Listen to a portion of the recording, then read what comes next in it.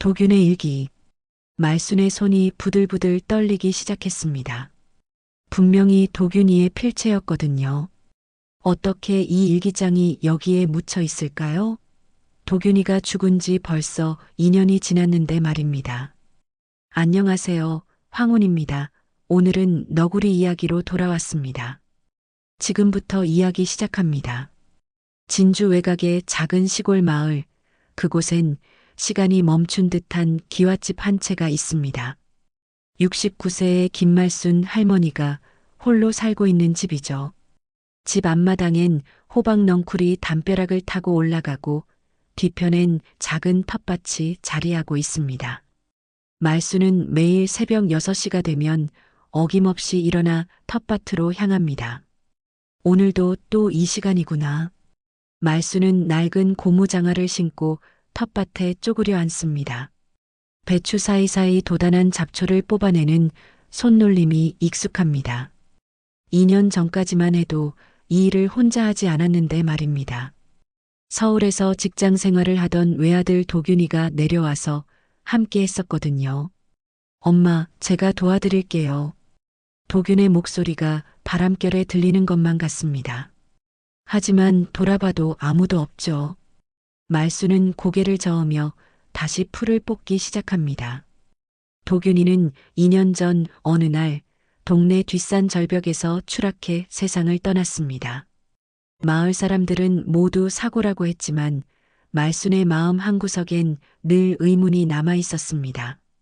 해가 중천에 떠오를 무렵 이웃집 순이 할머니가 반찬통을 들고 찾아옵니다.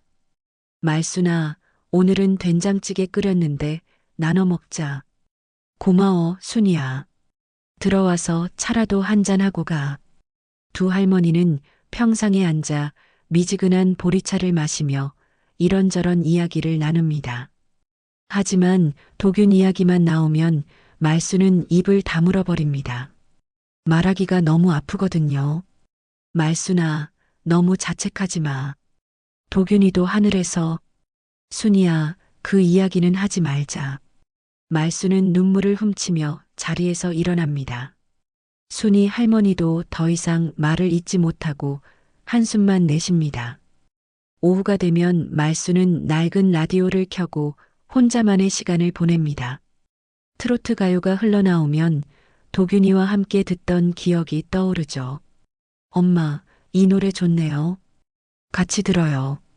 그때는 그저 평범한 일상이었는데 이제는 그 모든 것이 그리움이 되었습니다.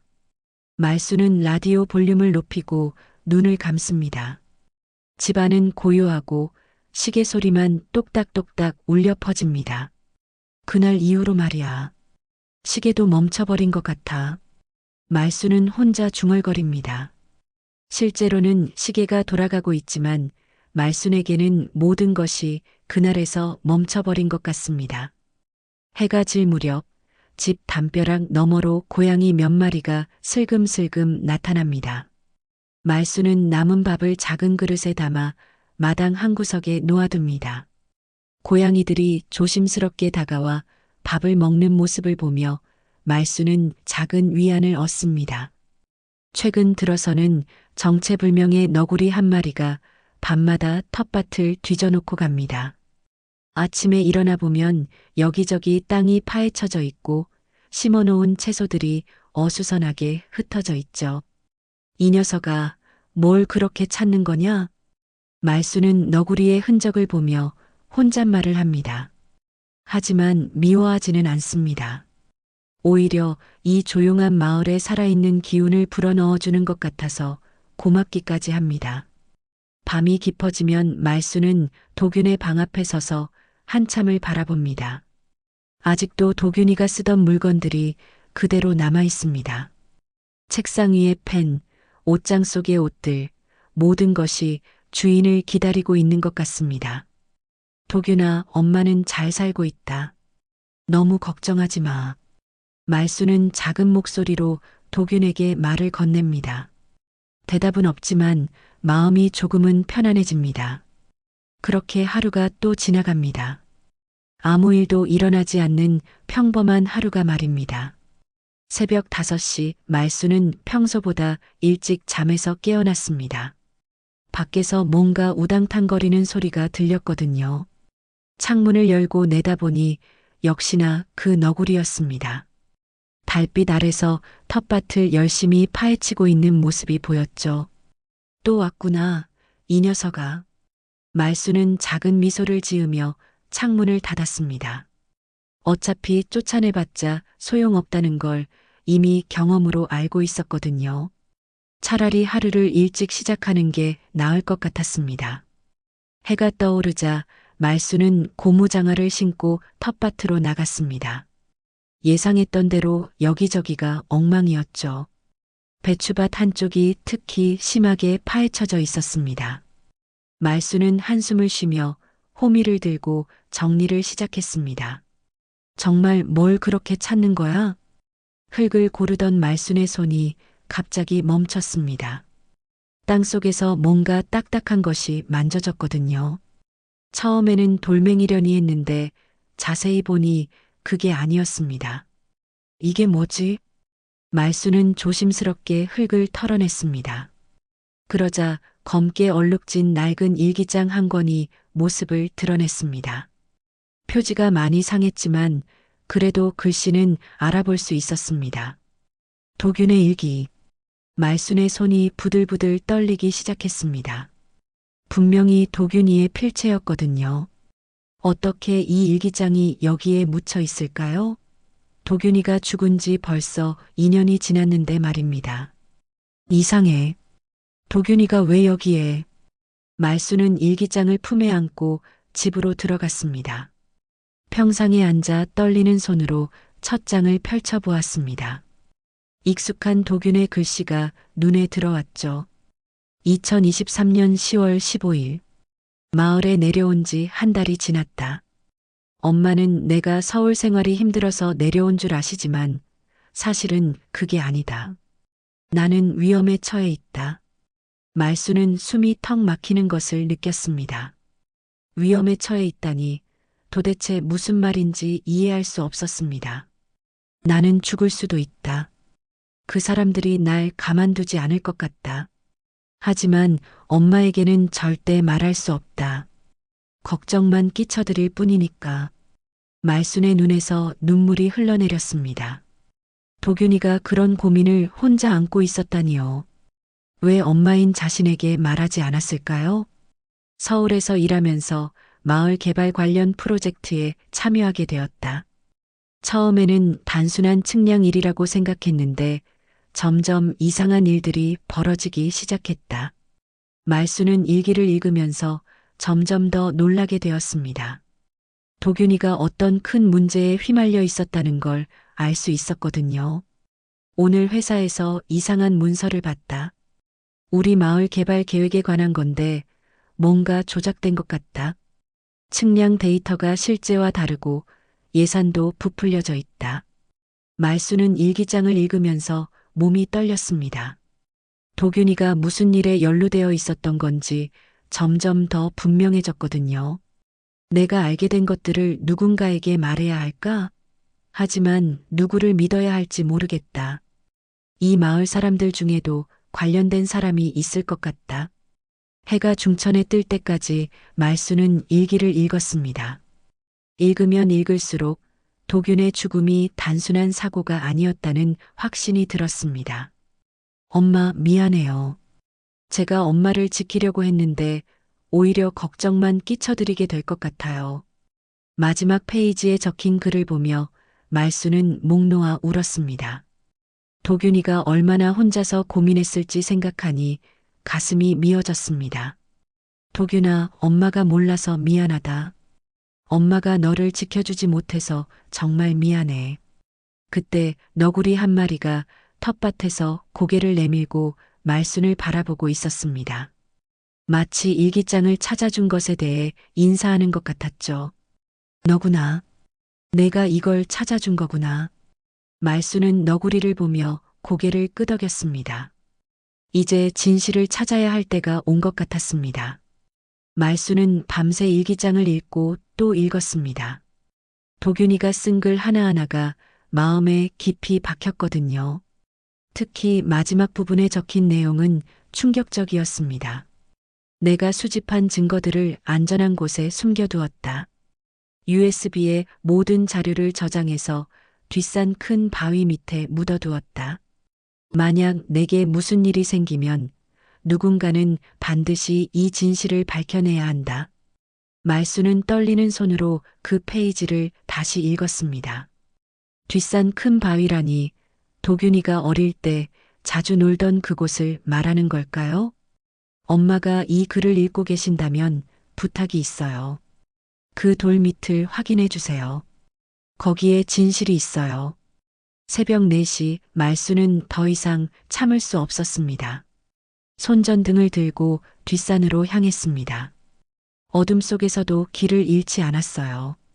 이 길은 도균이와 함께 수없이 오르내린 길이었거든요. 도균아, 엄마가 찾아줄게. 가파른 산길을 올라가며 말수는 중얼거렸습니다. 숨이 차고 다리도 아프지만 포기할 수 없었어요. 도균이가 목숨을 걸고 남긴 증거를 찾아야 했거든요. 1시간쯤 올라가니 큰 바위가 보였습니다. 도균이가 어릴 때 엄마, 저 바위가 거북이 같아요라고 말했던 그 바위였죠. 말수는 바위 주변을 자세히 살펴보기 시작했습니다. 바위 뒤편 작은 틈새에서 뭔가 반짝이는 것이 보였습니다. 말수는 조심스럽게 손을 뻗어 그것을 꺼냈어요. 녹슬어가는 작은 철제 상자였습니다. 이거구나. 상자를 열어보니 USB 하나와 종이 한 장이 들어 있었습니다. 종이에는 도균의 글씨로 이렇게 적혀 있었어요. 내 죽음은 실수가 아닙니다. 이 USB에 모든 증거가 있어요. 엄마, 부디 이것을 세상에 알려주세요. 말수는 그 자리에 주저앉아 울었습니다. 도균이가 정말로 위험을 예감하고 있었구나. 그리고 실제로 그 위험이 현실이 되어버렸구나. 해가 뜨자 말수는 서둘러 집으로 돌아왔습니다. 하지만 USB를 어떻게 확인해야 할지 몰랐어요. 컴퓨터 같은 건 다룰 줄 모르거든요. 박 선생님께 가보자. 말수는 고등학교 시절 은사였던 박 선생님을 떠올렸습니다. 72세의 은퇴 교사인 박 선생님은 요즘도 종종 컴퓨터를 사용한다고 들었거든요. 읍내까지 버스를 타고 가서 박 선생님 댁을 찾았습니다. 오랜만에 만난 제자를 반갑게 맞아주신 박 선생님께 말수는 모든 사정을 털어놓았어요. 말수나, 이건 심각한 문제구나. USB를 한번 확인해 보자. 박 선생님은 낡은 컴퓨터에 USB를 연결했습니다. 화면에 여러 개의 파일이 나타났어요. 문서 파일들과 사진 파일들이 가득했습니다. 이게 뭐야? 박 선생님이 놀라며 화면을 가리켰습니다. 거기에는 마을 개발 사업과 관련된 내부 문건들이 들어 있었어요. 예산 조작, 측량 데이터 변조, 그리고 뒷돈 거래 내역까지 상세히 기록되어 있었습니다. 말수나, 도균이가 정말 위험한 걸 알아낸 거구나. 더 충격적인 건 그 다음이었습니다. 관련자 명단에 익숙한 이름이 적혀 있었거든요. 조태수 마이너스 마을 이장, 개발 사업 승인 과정에서 뒷돈 수수. 말수는 의자에서 일어날 수 없었습니다. 조태수 이장이라니. 도균이와 마지막으로 통화한 사람이 바로 조태수였다는 걸 일기장에서 확인했었거든요. 그 자식이 내 아들을. 말순의 목소리가 떨렸습니다.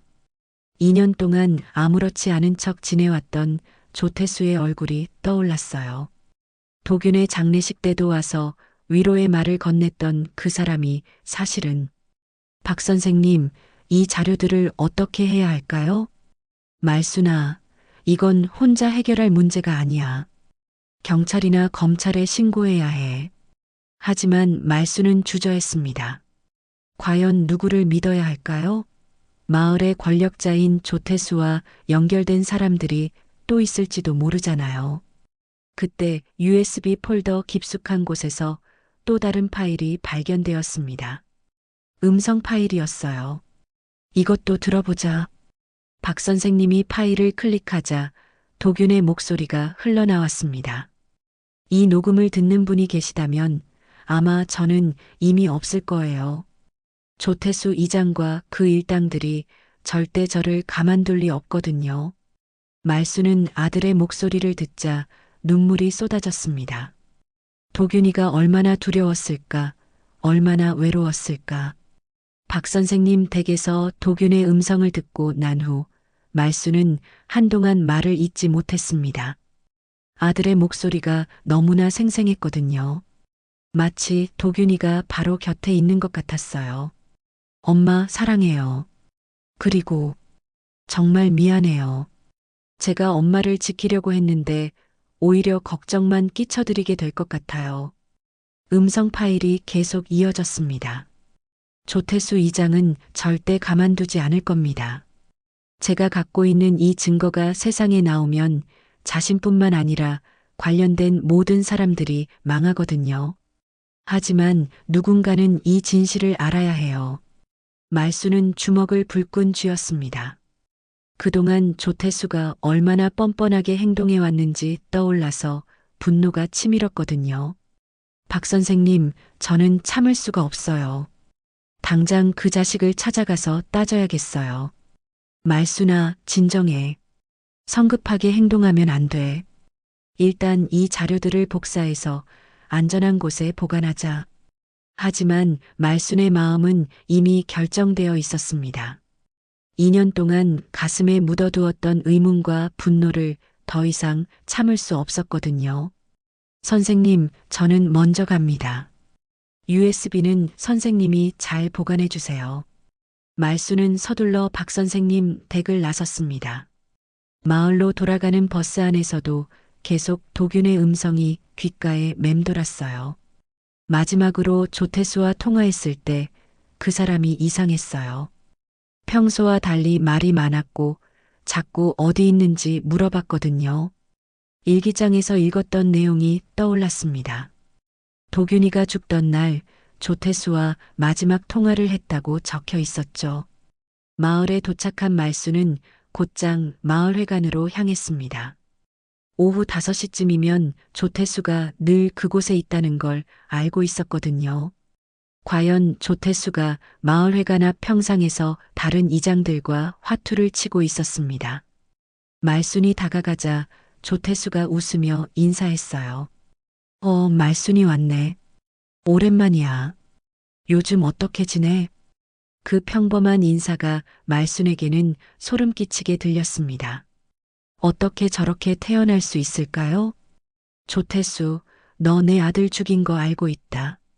갑작스러운 말순의 말에 화투를 치던 사람들이 모두 멈췄습니다.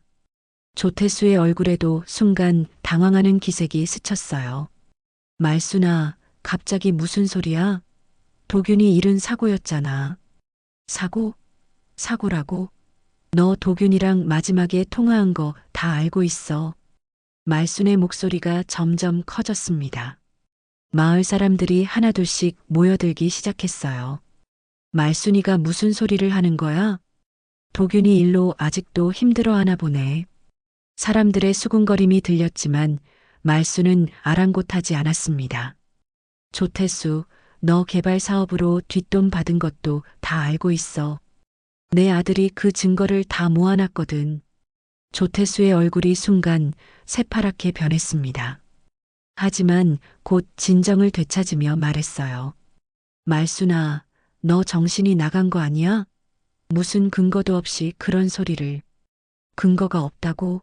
내가 증거를 다 갖고 있는데? 말순이 소리치자 마을 사람들이 더 많이 모여들었습니다. 조태수는 이제 완전히 당황한 기색을 감추지 못했어요. 말순이 너무 흥분하지 마. 도균이 일로 힘들어서 헛것을 보는 거야. 헛것? 내 아들의 목소리도 헛것이라고 할 거야? 그때 마을 뒤편에서 낯선 남자 한 명이 다가왔습니다. 40대쯤 되어 보이는 남자가 말순에게 다가와 말했어요. 혹시 김말순 할머니시죠? 저는 성우라고 합니다. 도균이의 친구였어요. 말수는 성우라는 이름을 기억했습니다. 도균이가 가끔 얘기했던 대학 동기이자 기자 일을 하던 친구였죠. 성우야? 도균이가 많이 얘기했는데 할머니 급한 얘기가 있어서 찾아왔어요. 도균이가 죽기 전날 밤에 저한테 전화했었거든요. 성우의 말에 조태수의 얼굴이 더욱 굳어졌습니다. 뭐라고 했는데? 도균이가 그러더라고요. 자기 아버지의 옛 동료들 중에 누군가가 이 일에 관련되어 있다고요. 그리고 마을 이장이 제일 위험하다고.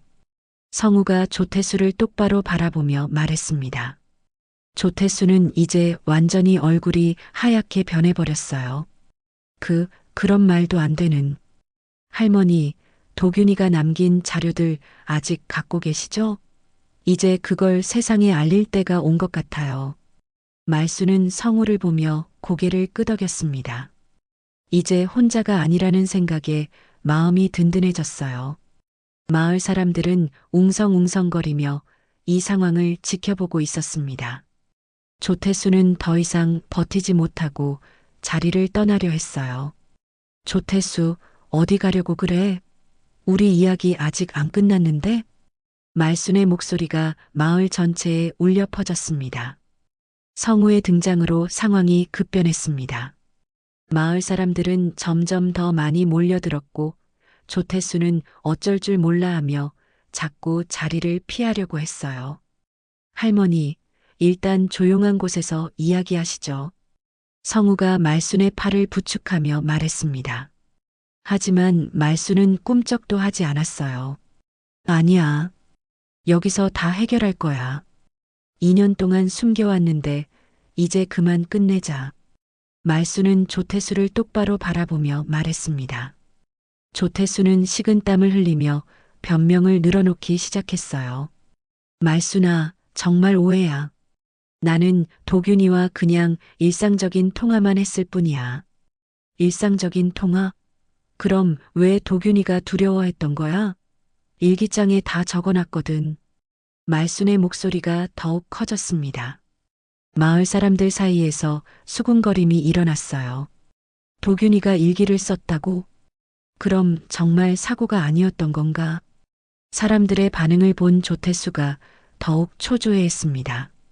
그때 성우가 휴대폰을 꺼내며 말했어요.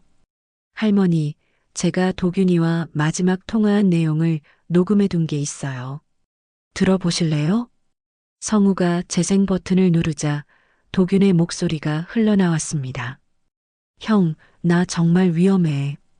조태수 이장이 오늘 계속 전화해서 어디 있는지 묻더라고. 뭔가 이상해. 도균아, 무슨 일이야?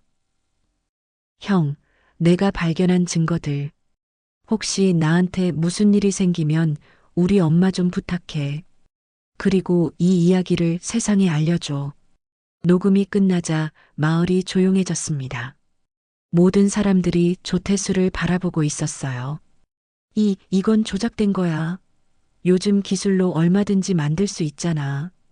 조태수가 다급하게 소리쳤지만 사람들의 시선은 차갑기만 했습니다. 조태수, 너 진짜 그런 일을 한 거야? 도균이가 정말 사고로 죽은 게 아니었던 거냐? 마을 사람들의 질문이 쏟아지자 조태수는 점점 더 궁지에 몰렸습니다. 아니야. 나는 아무것도 안 했어. 도균이는 그냥 실족해서. 실족? 도균이가 얼마나 산을 잘 탔는데? 말순의 말에 사람들이 고개를 끄덕였습니다. 도균이는 어릴 때부터 뒷산을 놀이터처럼 다녔던 아이였거든요. 그때 마을 어르신 한 분이 나서서 말했습니다. 조태수, 솔직히 말해. 요즘 마을 개발 일로 내가 좀 이상했잖아. 갑자기 돈이 많아지고. 맞아.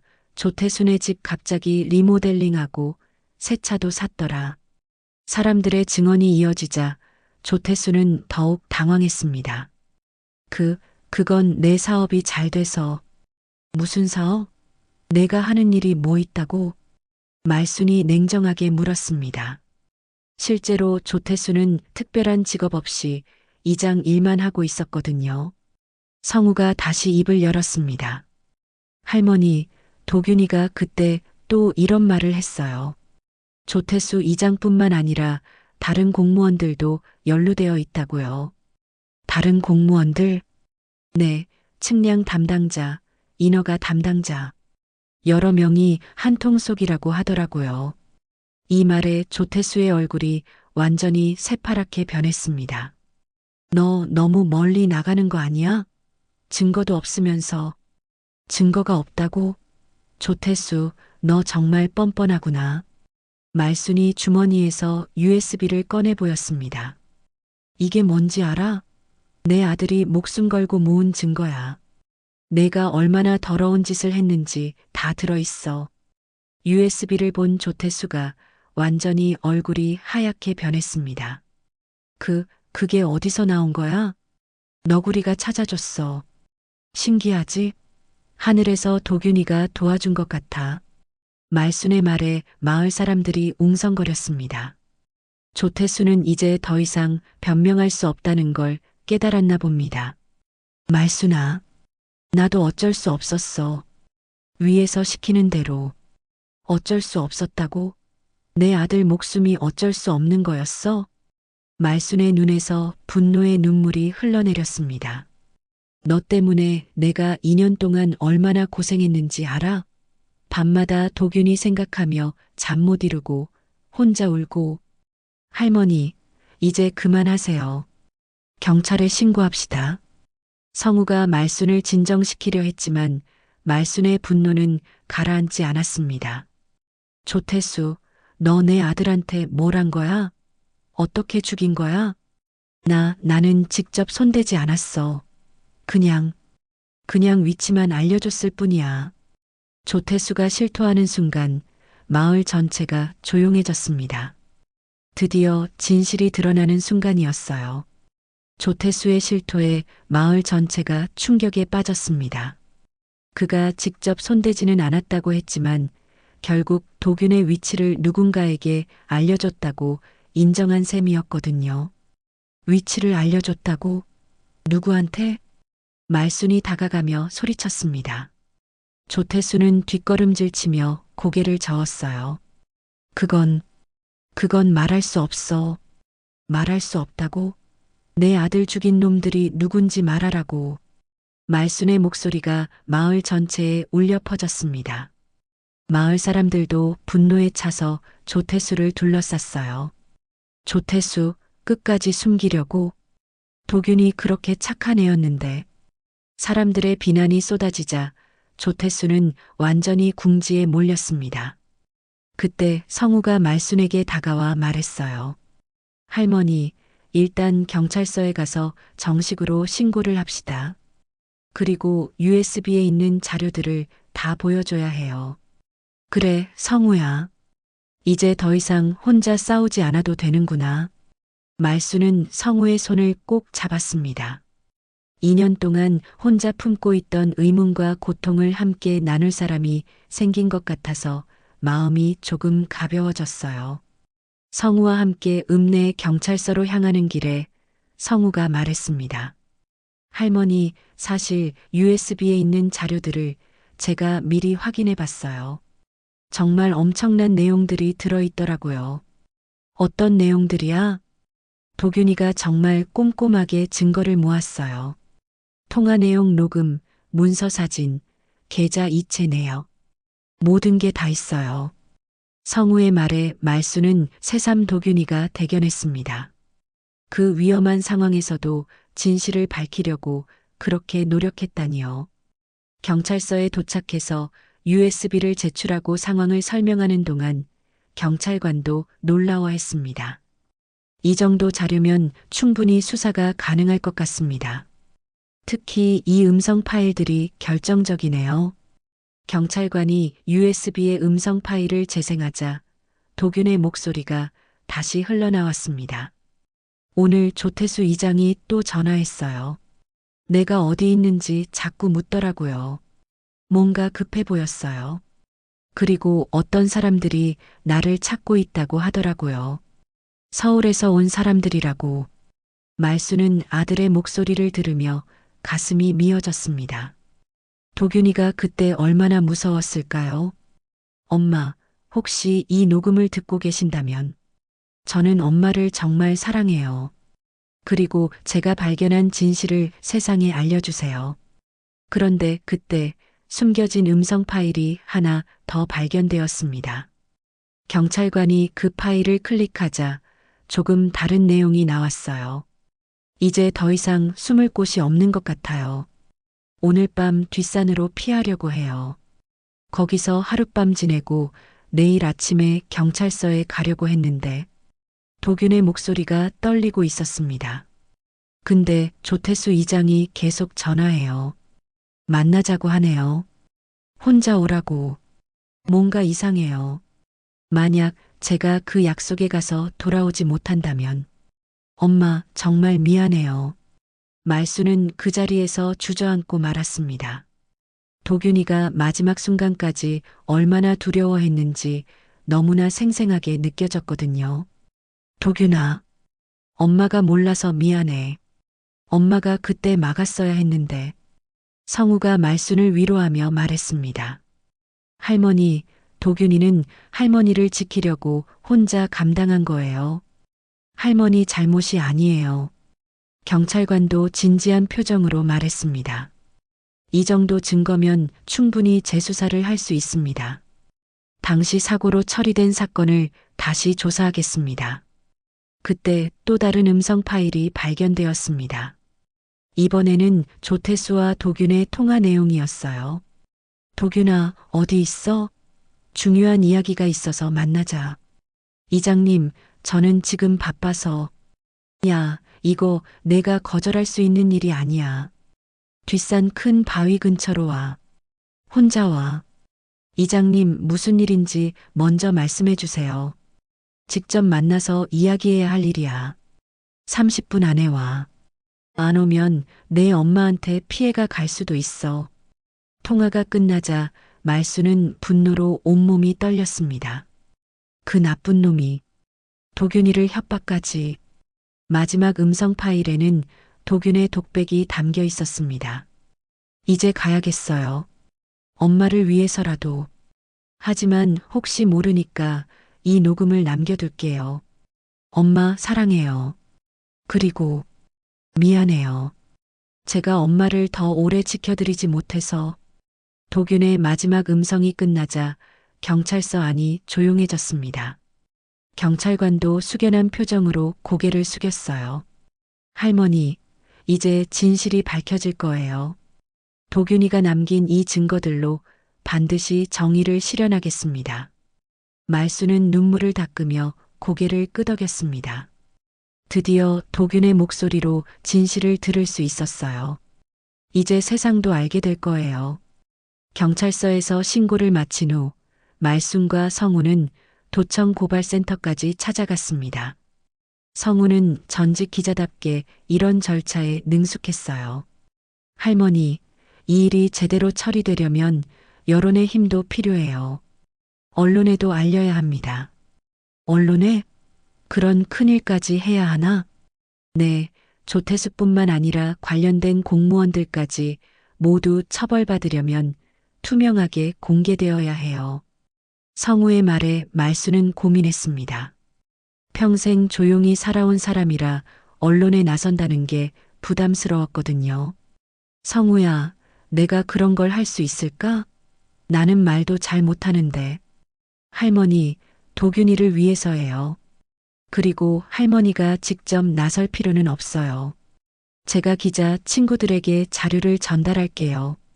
며칠 후 지역 언론에 도균 사건이 크게 보도되었습니다. 마을 이장의 비리 은폐를 위한 살인 의혹이라는 제목의 기사가 나가자 마을이 발칵 뒤집혔어요. 진짜 조태수가 그런 일을 했단 말이야? 도균이가 정말 사고가 아니었구나. 우리가 그동안 속고 있었던 거야. 마을 사람들의 반응은 뜨거웠습니다. 조태수의 집 앞에는 사람들이 몰려와 항의하기 시작했어요. 조태수 나와. 도균이한테 사과해. 비리로 번 돈 다 토해내. 조태수는 집안에 숨어서 나오지 않았습니다. 하지만 며칠 후 경찰이 구속영장을 들고 찾아와 조태수를 연행해 갔어요. 억울해. 나는 직접 손대지 않았다고. 조태수가 소리치며 끌려가는 모습을 말수는 멀리서 지켜봤습니다. 복잡한 기분이었어요. 시원하면서도 한편으로는 허무했습니다. 경찰 조사가 진행되면서 더 많은 진실이 드러났습니다. 조태수의 휴대폰에서 관련 공무원들과 주고받은 메시지들이 발견되었거든요. 도균이 놈이 너무 많이 알아버렸어. 어떻게 하지? 일단 입을 막아야 해. 위치만 알려줘. 서울에서 전문가들이 내려온다. 사고로 처리할 거야. 메시지 내용들이 공개되자 여론이 더욱 들끓었습니다. 단순한 비리가 아니라 계획적인 범죄였다는 게 명백해졌거든요. 조태수는 처음에는 끝까지 부인했습니다. 나는 그냥 전화로 위치만 알려줬을 뿐이야. 직접 죽이지는 않았어. 하지만 계좌 내역까지 조사되면서 조태수가 사건 직후 큰 돈을 받았다는 사실이 밝혀졌어요. 이 돈은 뭐야? 도균이 죽은 다음 날 입금된 2천만 원은? 그건 다른 일로. 변명할 수 없게 된 조태수는 결국 모든 걸 자백했습니다. 도균이가 가진 자료들이 공개되면 우리 모두 망한다고 했어요. 그래서 어쩔 수 없이 사람을 죽였다는 거야? 검사의 추궁에 조태수는 더 이상 변명하지 못했습니다. 수사가 진행되면서 관련된 공무원들도 줄줄이 검거되었습니다. 측량 담당자, 인허가 담당자, 심지어 상급 공무원까지 연루되어 있었어요. 이렇게 많은 사람들이 한통속이었다니. 말수는 뉴스를 보며 놀라워했습니다. 도균이 혼자서 이 거대한 비리 조직과 맞서야 했다는 걸 생각하니 가슴이 아팠어요. 몇 달 후 법원에서 판결이 나왔습니다.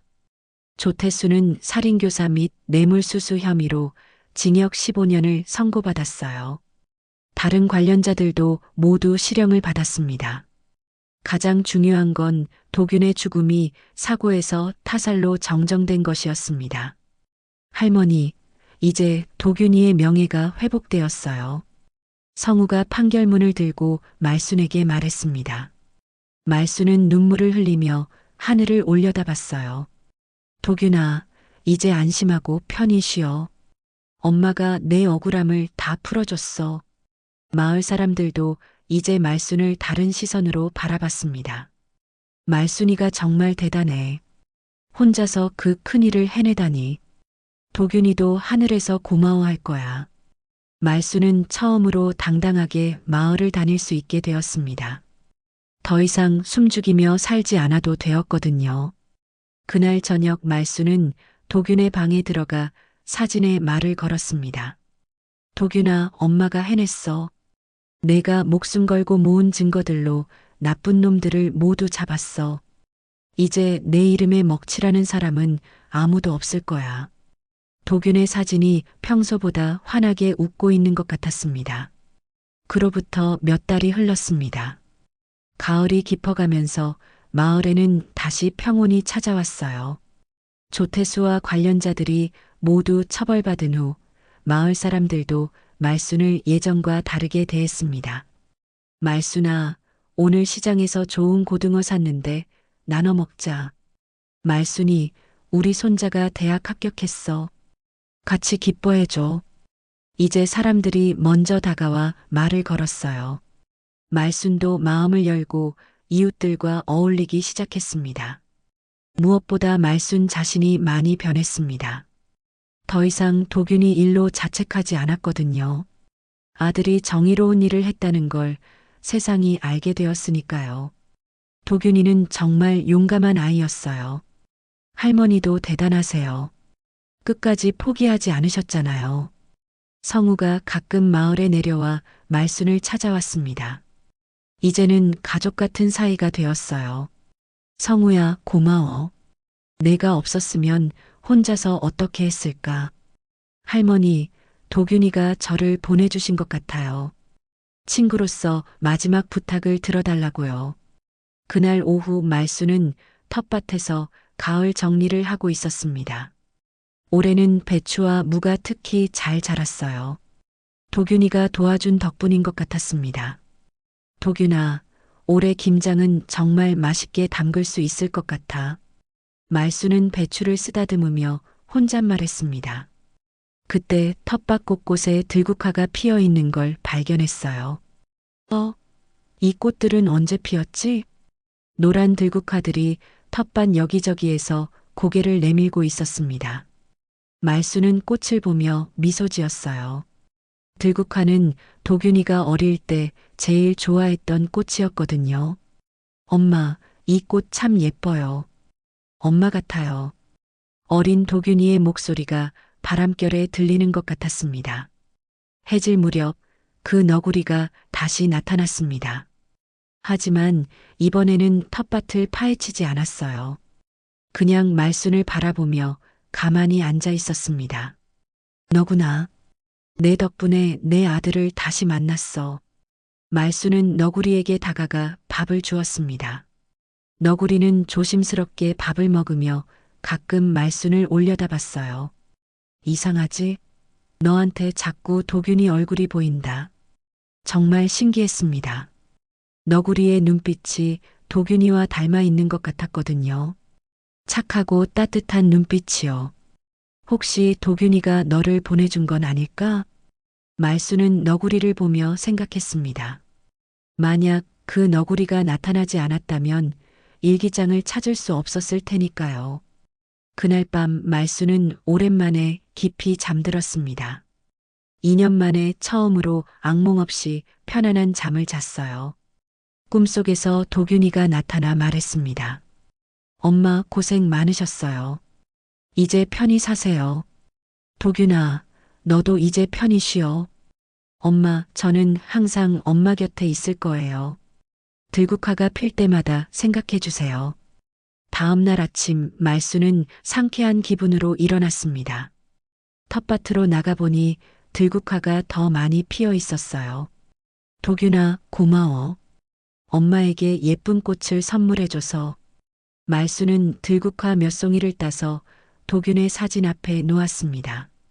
도균이 환하게 웃고 있는 것 같았어요. 오후에는 순이 할머니가 찾아왔습니다. 말수나, 얼굴이 많이 밝아졌네. 마음이 좀 편해졌어? 응, 순이야. 이제 정말 괜찮아. 도균이가 옳은 일을 했다는 걸 모든 사람이 알게 되었으니까. 그래, 도균이 자랑스러워할 거야. 두 할머니는 평상에 앉아 따뜻한 차를 마시며 이야기를 나눴습니다. 예전처럼 편안하고 자연스럽게요. 해가 저물어갈 때 말수는 다시 텃밭으로 나갔습니다. 햇살이 들국화를 비추고 있었어요. 텃밭 한가운데에서 말수는 처음으로 진심으로 미소를 지었습니다. 도균아, 엄마는 이제 정말 괜찮아. 내가 남긴 용기 덕분에 엄마도 강해졌어.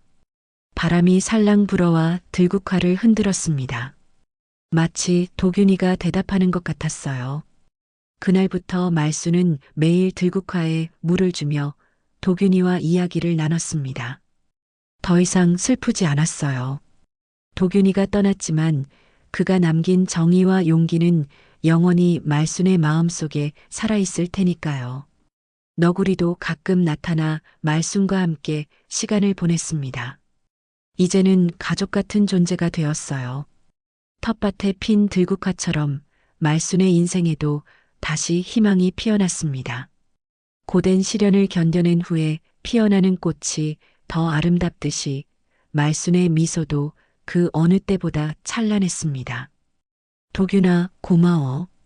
내가 엄마에게 다시 살아갈 이유를 줘서. 들국화가 바람에 흔들리며 말순에게 인사하는 것 같았습니다. 엄마와 아들의 사랑은 죽음도 끊을 수 없다는 걸 증명하듯이요. 지금까지 시청해 주시고 애청해 주셔서 늘 감사합니다. 구독과 좋아요 부탁드리며 댓글로 응원도 부탁드립니다. 지금까지 황혼이었습니다.